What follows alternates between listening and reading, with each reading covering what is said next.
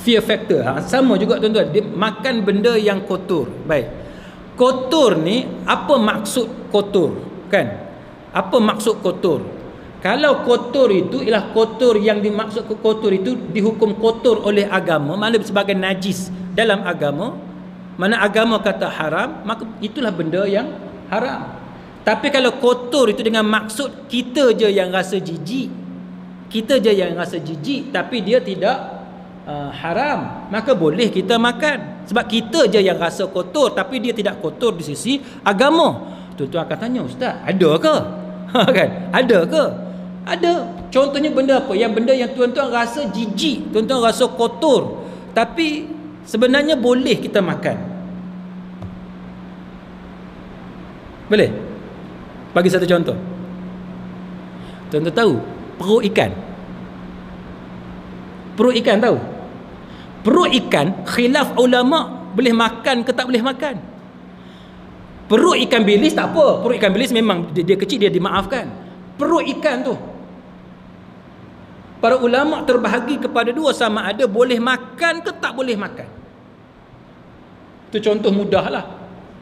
Bagi tuan-tuan yang berpegang bahawa perut ikan tu haram, tak boleh makan lah, najis.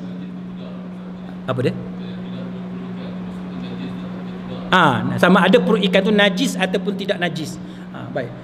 Bagi siapa yang berpegang bahawa perut ikan tu najis, maka haram dia makan lah, haram lah, kan? Tapi bagi sesiapa yang berpegang perut ikan tu tidak najis, tengok perut ikan tak selera, kan? Tak selera. Tapi itu mungkin contoh macam tu, contoh yang agak melampau. Sebab bagi kita di Malaysia ni, perut ikan najis. Kita di Malaysia, perut ikan kita kata najis. Baik, tak apa. Saya bagi contoh yang kedua. Daging yang tak dimasak. Daging yang tak dimasak. Ayam beli dekat kedai, tiba-tiba ustaz jalan ni, dia ambil, dia tuan-tuan tengok, Allah, menyesal aku mengaji dengan dia. Contohnya lah, contohnya kita tengok pun kita geli dah. Mana ada orang makan ayam mentah macam tu? Tapi haram tak dia makan ayam mentah? Haram? Tak haram. Tidak haram tuan-tuan makan ayam mentah.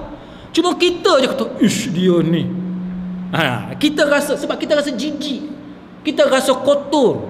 Bagi kita yang bersihnya, kita pergi balik basuh dulu, kita masak, bagi dia masak daging tu, masak, lepas tu bagi bubuh macam-macam, ni lah buat kuah dia, itu baru kita makan. Ni pergi makan mentah, ni kita kata ni hantu ke Dracula.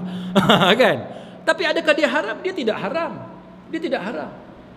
Dan banyaklah contoh-contoh lain. Contoh apa lagi? Tapi itulah satu contoh benda yang mungkin kita anggap kotor, tetapi sebenarnya di sisi agama dia tidak kotor, maka itu tidak haram. Wallahu a'lam. Ada soalan lain? Ya.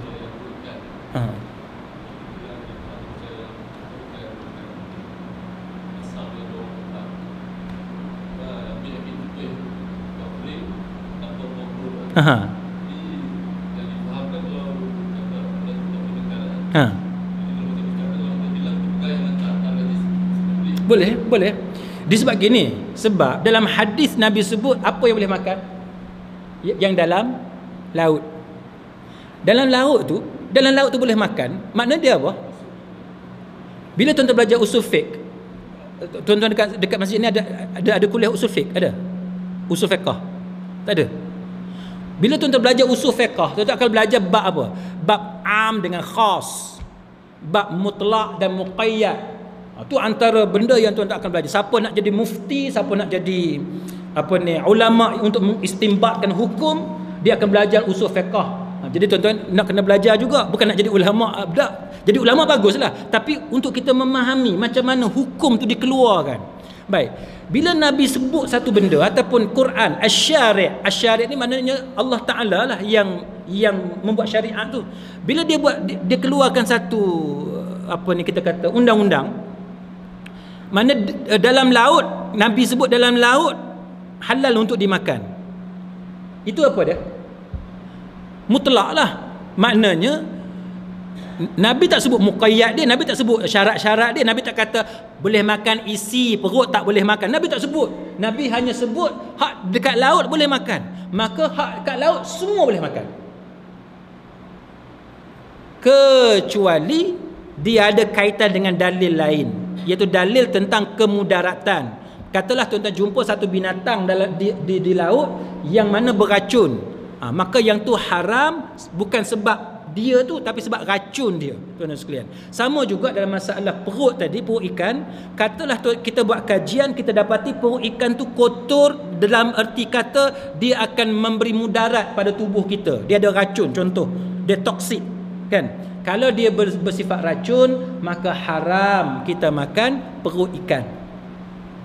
Itu contoh. Jadi sebab itu tuan-tuan sekalian, dalam masalah perut ikan ni, kita di Malaysia kita ambil itu sebagai najis. Di Malaysia kita ambil sebagai najis. Tapi banyak tempat kalau tuan-tuan pergi ke luar negara, tuan-tuan akan jumpa pendapat-pendapat yang menghalalkan ataupun yang mengharuskan makan perut ikan. Wallahu a'lam.